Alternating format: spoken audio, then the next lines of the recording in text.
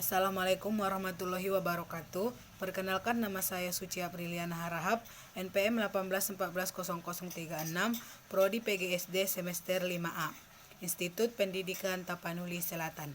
Adapun tujuan saya membuat video ini adalah untuk memenuhi tugas ujian akhir semester mata kuliah pembelajaran tematik. Dan di mana tugasnya yaitu jelaskan menurut Anda apa yang Anda ketahui dan Anda pahami tentang pembelajaran tematik. Baiklah, saya akan menjelaskan apa saja itu pembelajaran tematik. Pembelajaran tematik merupakan pembelajaran terpadu yang menekankan keterlibatan siswa dalam pembelajaran. Pembelajaran tematik ini melibatkan beberapa kompetensi dasar, hasil belajar dan indikator dari suatu mata pelajaran atau bahkan beberapa mata pelajaran. Melalui pembelajaran tematik, siswa diharapkan dapat belajar dan bermain dengan kreativitas yang tinggi. Sebab dalam pembelajaran tematik, belajar tidak semata-mata mendorong siswa untuk mengetahui, tetapi belajar juga untuk melakukan, untuk menjadi dan untuk hidup bersama.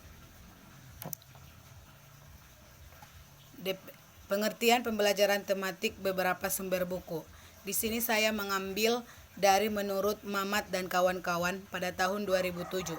Pembelajaran tematik adalah pembelajaran terpadu yang melibatkan beberapa pelajaran atau bahkan lintas rumpun mata pelajaran yang diikat dalam tema-tema tertentu. Dan menurut sumber buku yang lain yang saya ambil juga, yaitu menurut Rusman pada tahun 2012, pembelajaran tematik adalah model pembelajaran terpadu yang merupakan suatu sistem pembelajaran yang memungkinkan siswa baik secara individual maupun kelompok aktif menggali dan menemukan konsep serta prinsip-prinsip keilmuan secara bermakna dan otentik.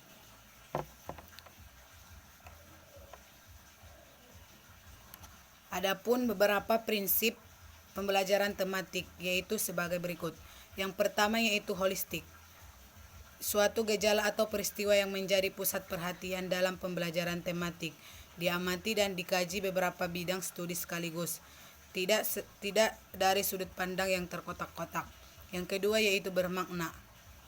Pengkajian suatu fenomena dari berbagai macam aspek memungkinkan terbentuknya semacam jalinan antara skema yang dimiliki oleh siswa.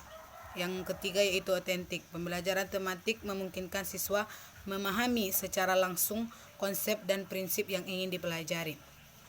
Dan yang keempat yaitu aktif. Pembelajaran tematik dikembangkan dengan berdasarkan pada pendekatan inquiry discovery, di mana siswa terlibat secara aktif dalam proses pembelajaran mulai perencanaan, pelaksanaan, hingga proses evaluasi.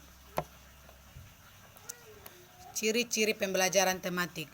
Pembelajaran tematik memiliki ciri khas yang berbeda dengan pendekatan pembelajaran lainnya. Menurut Firdaus pada tahun 2006, ciri-ciri pembelajaran tematik adalah sebagai berikut. Yang pertama yaitu aktif dan berpusat pada murid. Pembelajaran tematik berpusat pada murid. Hal ini sesuai dengan pendekatan pembelajaran yang modern yang lebih banyak menempatkan murid sebagai subjek, sedangkan guru lebih banyak berperan sebagai fasilitator. Yang kedua yaitu menyajikan konsep dari berbagai mata pelajaran. Pembelajaran tematik menyajikan konsep-konsep dari berbagai mata pelajaran dalam satu proses pembelajaran. Dengan demikian, murid mampu memecahkan masalah-masalah yang dihadapi dalam kehidupan sehari-hari. Dan yang ketiga yaitu bersifat fleksibel.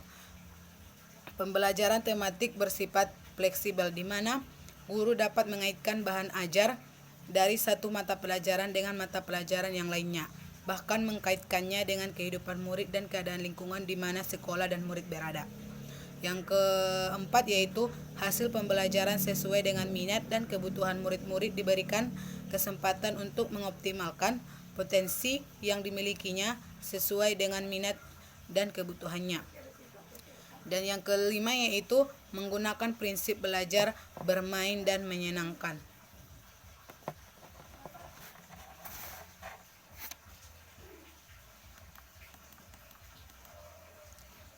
Yang keenam, memberikan pengalaman langsung. Pembelajaran tematik dapat memberikan pengalaman langsung kepada murid. Dengan pengalaman langsung ini, murid diharapkan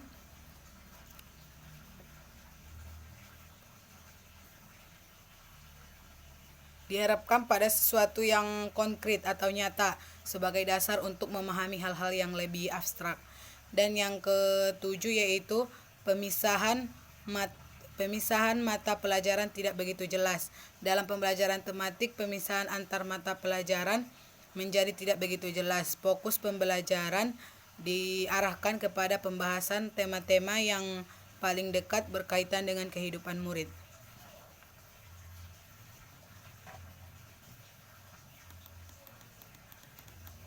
Jenis-jenis pembelajaran tematik. Adapun penjelasan dari 10 model pembelajaran tematik tersebut adalah sebagai berikut. Yang pertama yaitu fragmented atau penggalan. Model fragmented adalah model pembelajaran konvensional yang terpisah secara mata pelajaran. Yang kedua yaitu connected atau keterhubungan. Model connected adalah model pembelajaran terpadu yang secara sengaja diusahakan untuk menghubungkan satu konsep dengan konsep yang lain, satu topik dengan topik yang lain, satu keterampilan dan keterampilan yang lain, tugas yang dilakukan dalam suatu hari dengan tugas yang dilakukan pada hari berikutnya. Bahkan ide-ide yang dipelajari pada satu semester berikutnya dalam satu bidang studi. Yang ketiga yaitu nested atau sarang. Model nested adalah model pembelajaran terpadu yang target utamanya adalah materi pelajaran yang dikaitkan dengan keterampilan berpikir dan keterampilan mengorganisasikan. Yang keempat yaitu sequencing atau pengurutan. Model sequencing adalah model pembelajaran yang topik dan atau unit yang disusun kembali dan diurutkan sehingga bertetapan pembahasannya satu dengan yang lainnya. Yang kelima yaitu series atau irisan. Model series adalah model pembelajaran terpadu yang merupakan gabungan atau keterpaduan antara dua mata pelajaran yang saling melengkapi.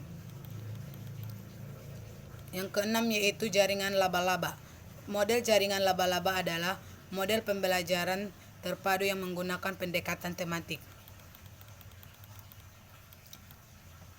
Itulah beberapa contoh dari model pembelajaran tematik. Adapun langkah-langkah pembelajaran tematik. Yang pertama yaitu mengamati, menanya, mengumpulkan informasi,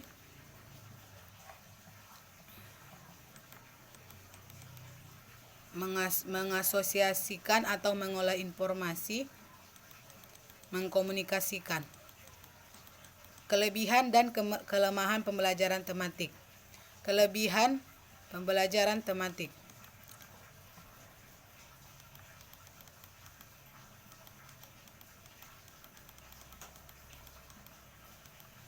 Adapun kelebihan pembelajaran tematik. Kelebihan atau keunggulan pembelajaran tematik adalah sebagai berikut. Yang pertama yaitu pengalaman belajar dan kegiatan belajar akan sesuai dengan tingkat perkembangan siswa. Yang kedua yaitu kegiatan pembelajaran dapat disesuaikan dengan minat dan kebutuhan siswa. Yang ketiga yaitu kegiatan belajar lebih bermakna. Yang keempat mengembangkan keterampilan berpikir dan keterampilan sosial siswa. Yang kelima menyajikan kegiatan bersifat pragmatis yang dekat dengan keseharian siswa. Dan yang terakhir yang keenam yaitu meningkatkan kerjasama antara guru dalam merancang kegiatan pembelajaran.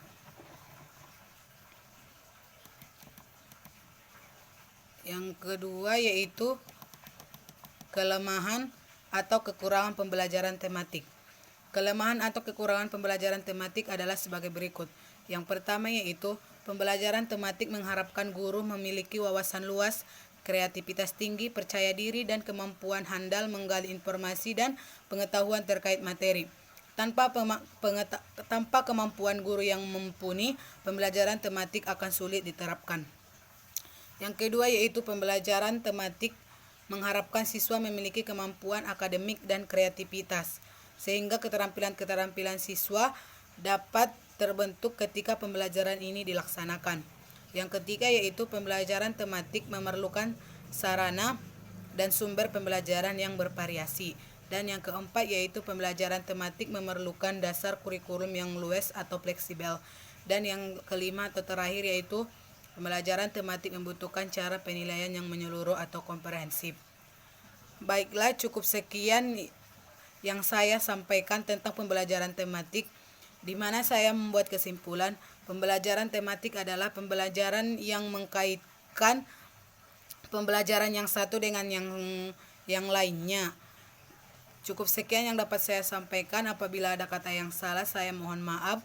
Wabillahi taufiq wal hidayah. Wassalamualaikum warahmatullahi wabarakatuh.